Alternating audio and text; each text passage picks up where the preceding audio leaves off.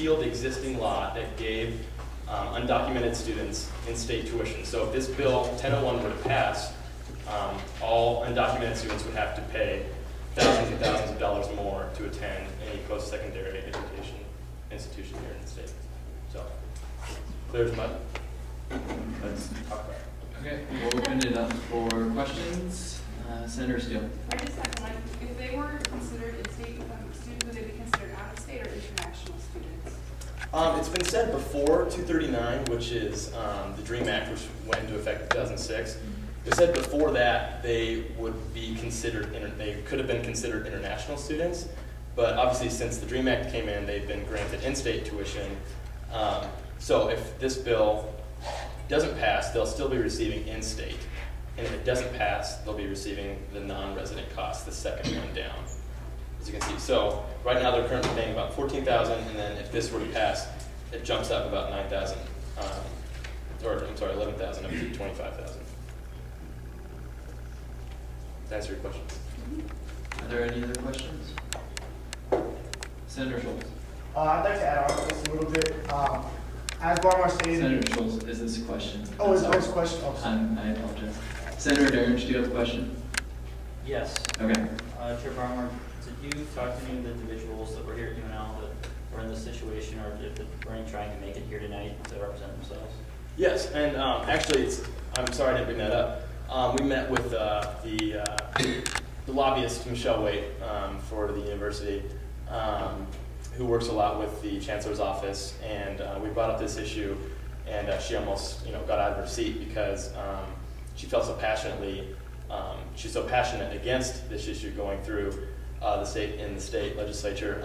And like I said, President Milliken just came and gave testimony in front of the committee this past Monday against it. And then I also have, he along with a ton of other educational, Nebraska educators, they've also come out against this. Not only has the university come out adamantly against this bill, people from all over the state, I can send around this letter that was published in the Journal Star as well, basically asking the committee to not have this passed. And as for like 35 individuals, do you make the testimonies from them personally?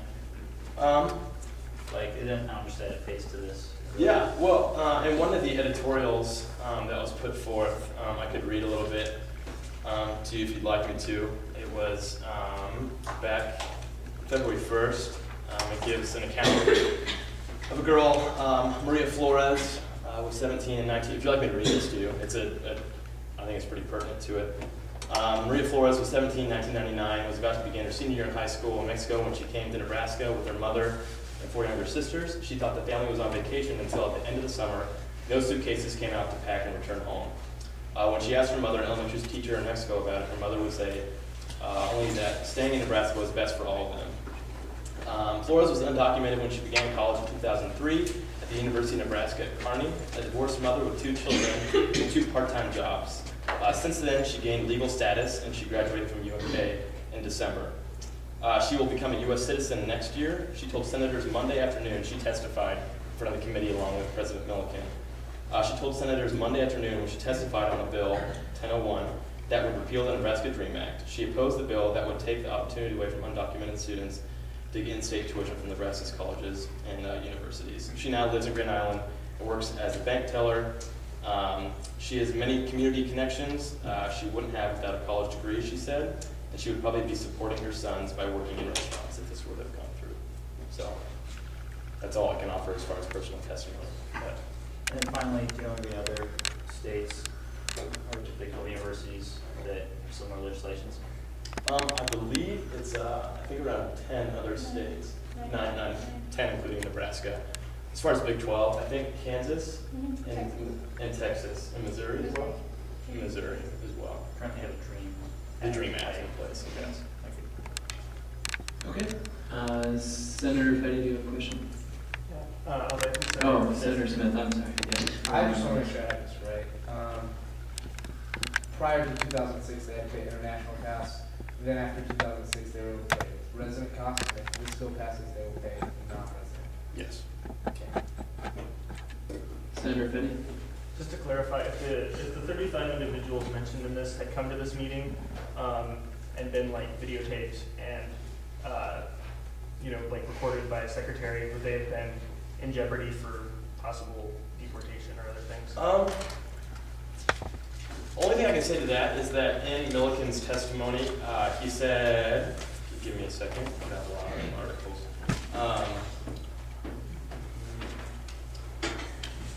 He says, currently there are no federal or state laws prohibiting undocumented immigrant students from attending public or private colleges, nor are there laws requiring proof of U.S. citizenship or legal permanent residence with a college application. Oh. So I can't answer that completely yes or no, but from that it would seem like it would be no. Okay, Senator Hager. I have a question with some of the background information contained on the information sheet. One line states that the current dropout rate nationally for undocumented immigrant high school students is around 50%. Would that rate be more or less in Nebraska? I'm not for certain on that. That was just a statistic that was included with Milliken's testimony. Okay. Senator Woodson. Maybe a little bit nitpicky, but I'm having trouble figuring out if you are an undocumented person, how do you verify that you live in the state of Nebraska for 3 years? I think it's just the fact that they would have attendance records at school. I think it's what they would probably go off of. Because it said, give me a second, there's the 10 other states that we talked about. Excuse me. Yeah, anyways, the other 9 states, it said that they're moving not from a residency, like examining a resident from like actually living there, but it's going off of like attendance records at school with the 3 years. So. Answer your question. It does, thank you. Okay, Senator Steele. I just wanted to clarify what Senator Betty had asked. I don't know if this is by state, but I know at Texas A&M we had 2 students who were taken away by immigration because they were not citizens and not permanent residents of the U.S. Their parents were illegally there, but I think it might be by state and by department. So there's a possibility that those 35 students might have had issues if they were on camera or in this room, declaring that they were not legal. Okay. Are there any questions? Any more questions? Okay, if not, we'll move into discussion. Is there any discussion? Senator Schultz. Pardon my discussion. Anyways, I just wanted to speak on behalf of GOC committee. We did discuss this for a while, and I wanted to reiterate that this repealing this act would be detrimental to the university financially. Most of these students, speculating, but most of these students would probably not be able to afford to go to college if they had to pay the out-of-state tuition costs. The marginal cost for them, it would just not be worth it for them to spend the extra, would be $10,000 or more to pay that out-of-state tuition costs. The university, therefore, is losing all of that tuition that it would be paid for them otherwise. So people may try to make arguments for this that, oh, we need all the money we can get, we need to charge them the out-of-state tuition costs, but the fact is, for the most part, speculating, though, we will be losing those students if we try to charge them the out-of-state costs. So financially, economically, this would make sense for the university to keep this Dream Act right now the way it is. Also, it says in here, I don't think we said this out loud, but it is, these students must meet the admission requirements. So we're not letting these students into the university for free. We're not letting them in just for no reason. We are actually, they have to apply, they have to be accepted like any other student. So we're not giving anybody a free ride. And that's one, for these reasons, I really think you should vote to pass this GOC bill. Senator Smith.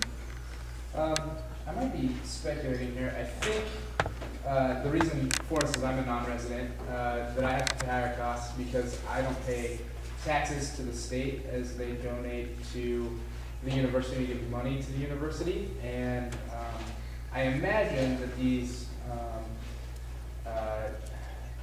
illegal immigrants that are coming to school here also do not pay the taxes that are then not donated to the university. So I'm wondering if they pass a law like this that sets a precedent that they're allowed in on that, if it means that out-of-state students who are also financially not well off should be allowed in here at in-state tuition costs because they also don't pay to the state. I don't know, I'm just kind of throwing that out there, but I don't know if it's fair.